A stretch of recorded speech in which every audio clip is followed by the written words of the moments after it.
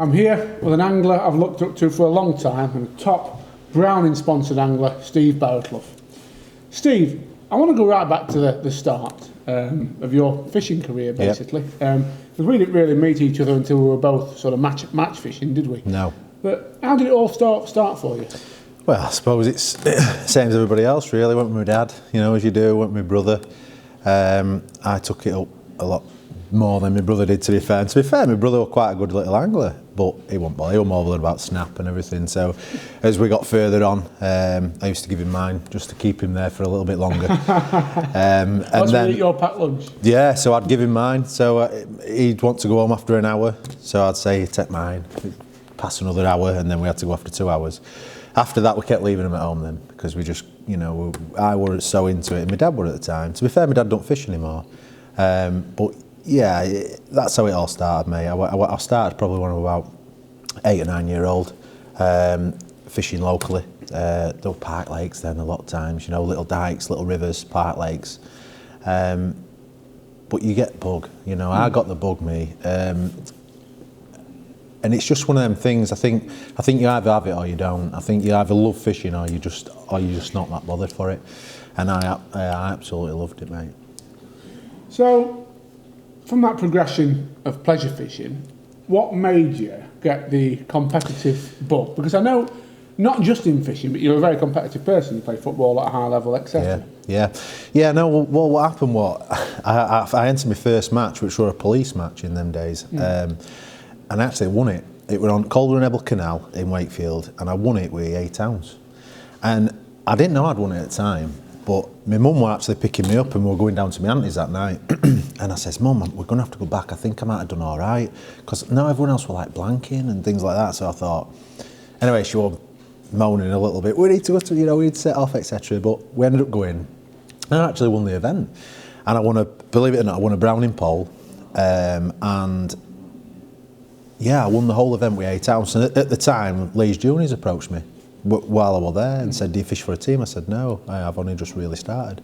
And I started going with Leeds Juniors, and through all my junior fishing, that's where I did all my fishing. That's where I mean, some very good anglers have come out of Leeds Juniors. I mean, obviously, you know, I was there, Joker Ass people, you know, Andy Eldart, a lot of very good anglers, Cayley Smith, some really good anglers that Ben Fisk, you know, just to name a few that have come up through them ranks and seen anglers in other tides where, like Warrington and Barnsley and people like that have come up, but you also see a lot that go as well. Yeah. You know, it's a shame because there were some very good anglers in that team and not all of them took it to a high level and carried on going.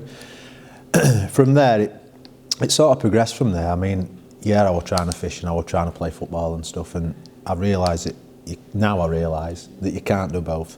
I mean, it was getting to the point where I were in football finals and I was going fishing. Yeah. You know, my heart wasn't in football. Now, if my heart were in football the way it were in fishing, I would have gone. You know, I would have done it very, very well at it. But it just wasn't. My heart were in fishing. Yeah. And I did that through my early fishing career, and my football sort of took a back seat.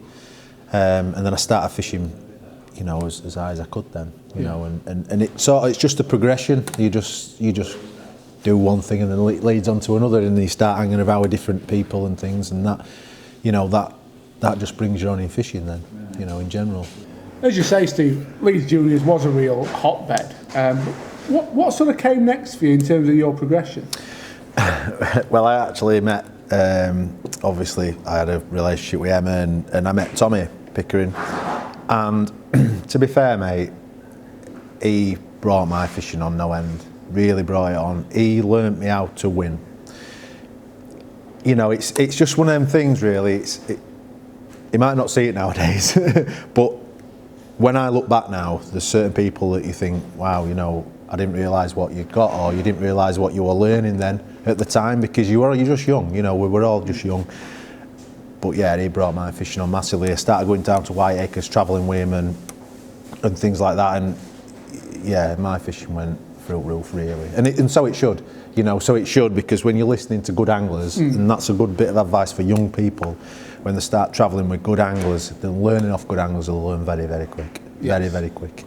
And then I progressed then to, I joined Barnsley from results and things like that. I joined Barnsley, and I had quite a few good years with Barnsley, to be honest, and I really enjoyed my time there. I won quite a few things with them as a team, and I won Winter League final individually twice, 2 years running, which I don't think that's been done before. Whether it will again, I don't know, because it's changing all the time, is the venues and things like that. But it were on two commercial. One of them were here, Lindown, where we are today, and one of them were at Woodlands, and it happened 2 years in a row. And you start progressing then as an angler, and then you decide what routes that you're going to go down, because there's two different avenues, in my opinion, where you can go. You can focus on silverfish, England, and all that sort of thing, which I think everyone as a young kid thinks, oh, I'm going to fish for England, but it doesn't matter who you are. There's very, very select few that actually go and do it, and I think you've really got to focus your fishing to that style of fishing, especially nowadays, because it's so versatile. You've got to be able to do everything, and to be fair, mate, I tried to do a lot of everything, especially because I was with Barnsley and stuff. You might have been, as I say, fishing here one week, and then you might have been on Thorn Canal. So you had to have everything geared up, and you had to be ready to just jump on a different venue, River Don or whatever, top 4 and 5 deep. And to be honest, I've sort of stepped back on doing a bit of everything, and I've more concentrated on commercial side of things then. It just suits me more, and I just think there's, it might be controversial, but I just think there's more avenues to go down in that, and that just suits the way I fish. It's interesting you say that, because that sort of coincides, that period you've just described there was when we first met, and you were fishing for Barnsley then. And I remember, as you said, you did so well across a real breadth of venues. As you said, at Thorn, you were one of the men to beat, along with the likes of Matt Godfrey and Lee Carey, etc. Commercial fishing as well, obviously. Travelling with Tommy, great experience.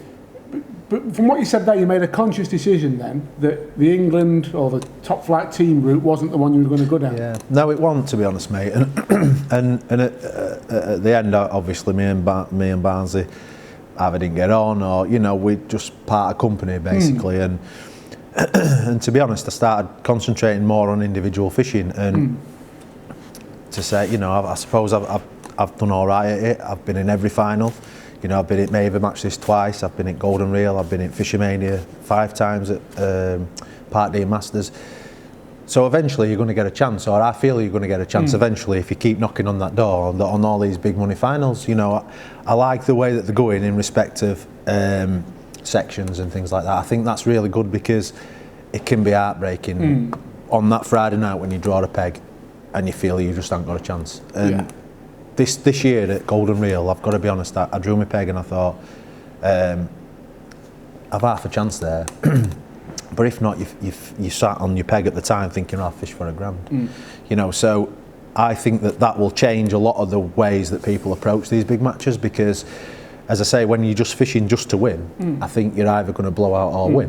Whereas now you could fish to win, realise that you're not going to win, and you can change your approach. And I think that helps for viewers, for people on the bank that can actually say, wow, it's changed to fish maggots or worms or other things that you wouldn't even have picked up if you're trying to win match. You might be just trying to fish on a bomb and pellet, or that sort of thing.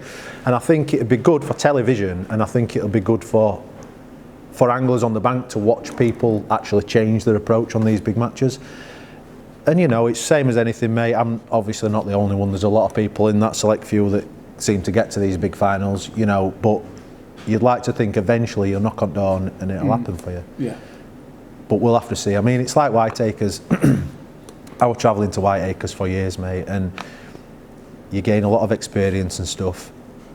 And I've actually managed. I've won 2 festivals there now, and it was actually Tommy years ago that said to me, I bet you can count on 2 hands the amount of people that win it more than 2 or 3 times, because it's so difficult, because the competition's so hard down there, because everybody can do it. They're all so good. It's different. Years ago, it used to be, if you were in front, you were miles in front. Now there's a lot of things that make things closer. Everyone can load a method feeder, they can all tap bait in, social media, it's massive. Again, it was something I was late on bandwagon with, because I wasn't really into things like that. And a bit of advice I got years ago was, again, it were down at Whiteacre because they says, have you not got Facebook? And I said, no. And they said, why not? And I says, because I've not really been into it. He says, yeah, but people go on there on a night and tell you what they've caught and where they've caught and how much they've caught, and you think, well, you're a day in front because they've gone on and they've told you exactly, you know, you could draw that peg day after, look at the weight, caught, oh, he's had 70 pounds, but you don't know how he's caught. So you go on them sort of things, social media, YouTube, all these things, and they just bring anglers on so fast nowadays, so fast, mate. I want to talk a bit about something different now.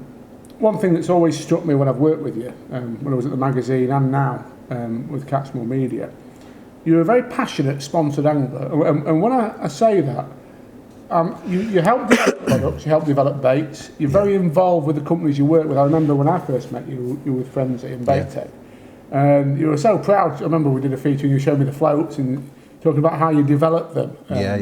And that is, you know, quite sort of standout. Most sponsored anglers aren't like that. No, I mean, the thing is with Frenzy, when I joined Frenzy, they were a real small company. They were just a family company, and when I got involved with them, I were honest with them, and when they rung me and asked me to go for a meeting, I says, I don't know who you are, you know, and they were like, no, that's fair enough, we understand that. Will you just come down for a meeting? And I says, yeah, and I went down and I thought, wow, you know, they put everything forward and they put everything on the table. They didn't hold anything back. They said, this is where we're at, this is where we want to go. And I thought, wow, you know, that's quite good. And yeah, and I did get involved a lot with them. But in essence, I've only really been with two companies in all these years. I've been, you know, been fishing. So yeah, I like to think that once you're with a company, you've got to be proud to be with them. And also the development side, you know, you're big on that. Yeah, I enjoy that. I really enjoy that. I feel that, you know, you should be able to do that as a sponsor angler. If you're approached and if you're asked to do it, then you should do it to your best of your ability. Don't just half-heartedly do it, or, you know, things like that. I think you need to do it to your full ability, mate. Yeah, 100%. That's interesting.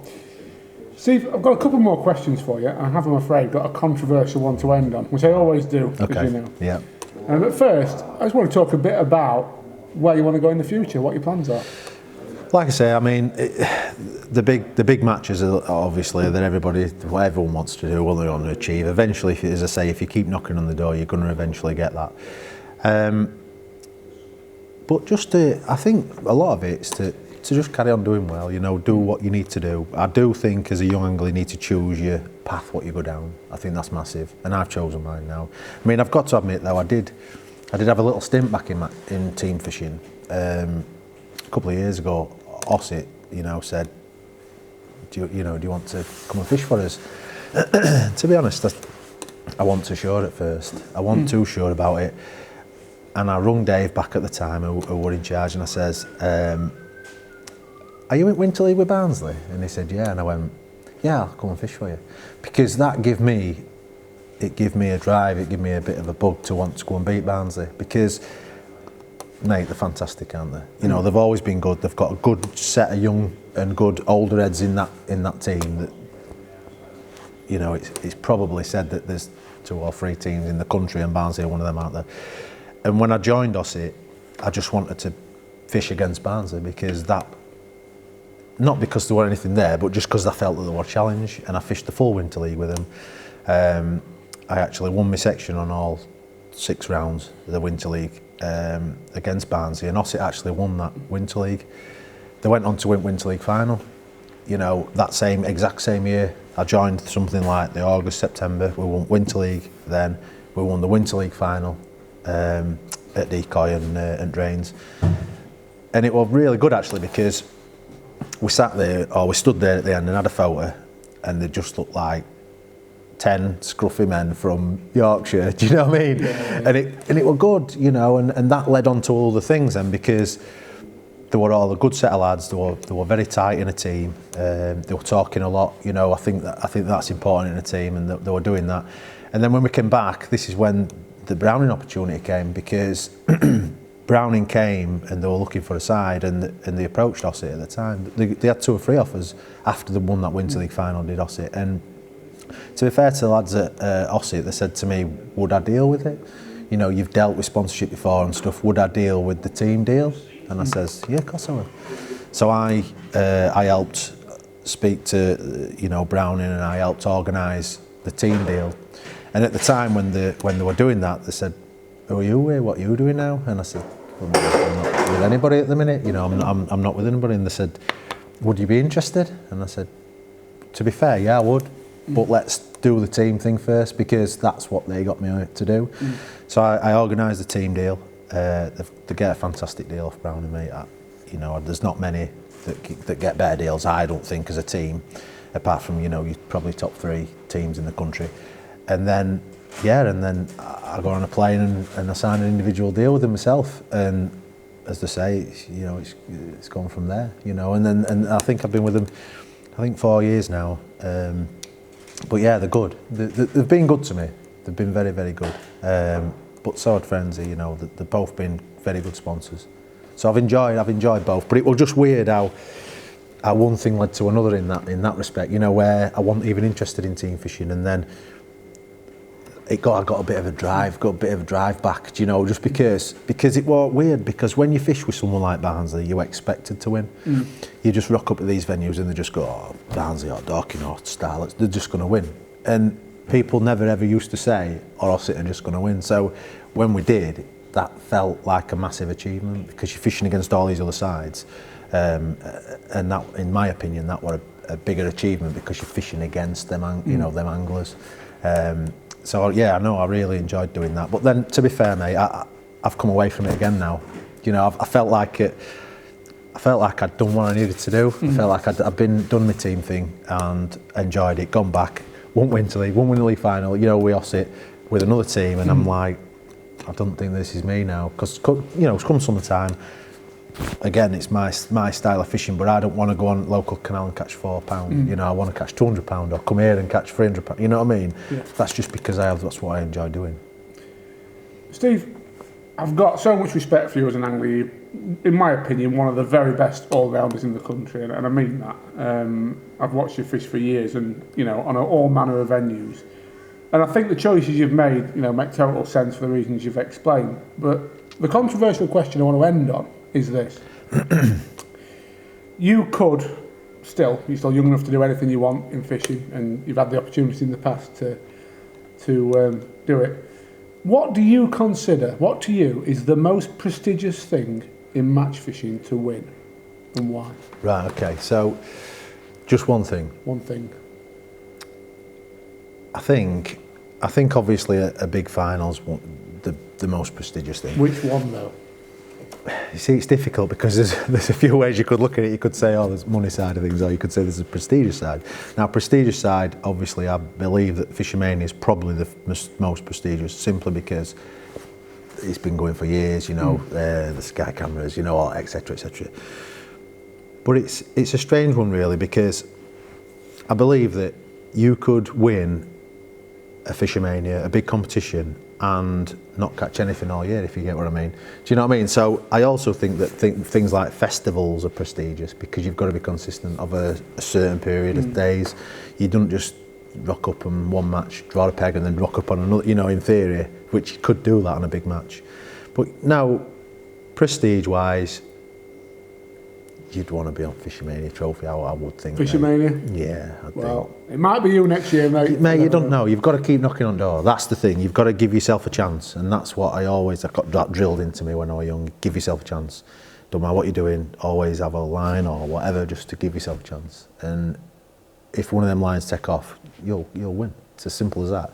Although, like I went back to, I do like the fact that there is other prizes now as well. Yeah. I do like that. If you'd have asked me a few years ago, I'd have gone, no, to keep it as one. Because eventually you think you'll get that chance of winning, you know, and then, but now I think from a different aspect, looking in, I think that, yeah, you need other prizes, definitely. Absolutely. Steve, it's been an absolute pleasure talking to you, and I'm sure you'll be on that Fishermania final podium soon. We'll see.